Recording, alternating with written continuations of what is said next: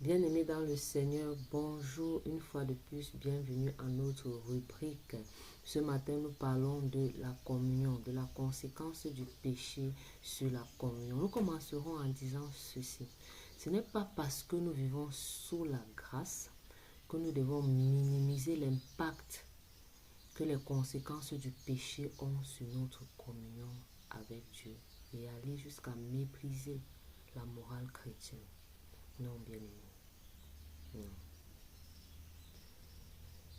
Dieu a dit en Isaïe 59, je crois, Isaïe 59, Isaïe 59, le verset 1. Ma main n'est pas courte, ni mon oreille sourde, mais c'est vos péchés qui vous éloignent de moi. Il est certes vrai que la relation que Christ a établie n'est pas influencée ni influençable par le péché. C'est-à-dire, il n'est plus possible qu'à cause du péché, la relation que Christ a établie par sa mort et sa résurrection entre toi et Dieu par le Saint-Esprit qu'il a envoyé vivre dans ton esprit, il n'est plus possible que cette relation soit brisée par le péché.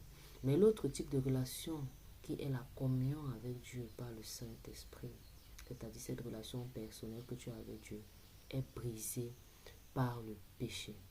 Donc tu ne peux pas dire être en communion avec Dieu et vivre dans le péché. 1 Jean chapitre 1 du verset 5 jusqu'au verset 6, l'apôtre Jean dit, si tu dis être en communion avec Dieu et tu vis dans les ténèbres, en fait tu es un menteur parce que Dieu n'est pas ténèbres. Dieu est lumière et si tu veux communion avec Dieu, tu dois te comporter comme un enfant de la lumière. D'accord? Donc la communion, le péché brise la communion. J'irai jusqu'à dire ceci. Le péché est à la communion ce que le sable est à un repas.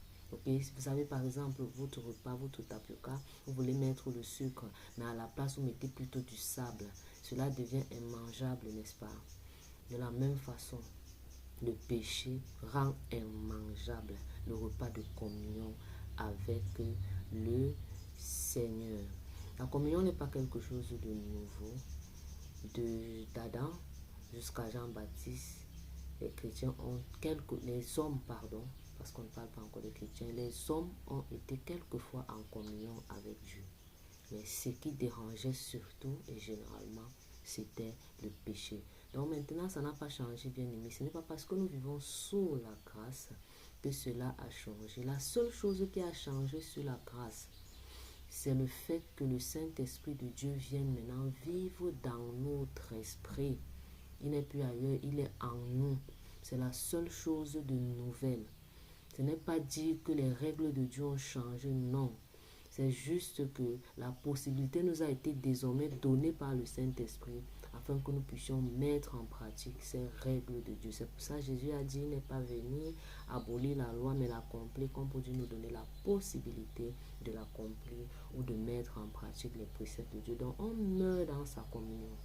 On meurt. C'est pourquoi l'apôtre Jean dit à 1 Jean chapitre 5 du verset 16 jusqu'au verset 18, si quelqu'un a commis un péché qui ne conduit pas à la mort, on parle d'un péché qui ne brise pas la relation, un péché qui ne conduit pas à la séparation définitive d'avec Dieu, compris, et la personne reprendra vie, ou Dieu va redonner ou va donner vie à la personne.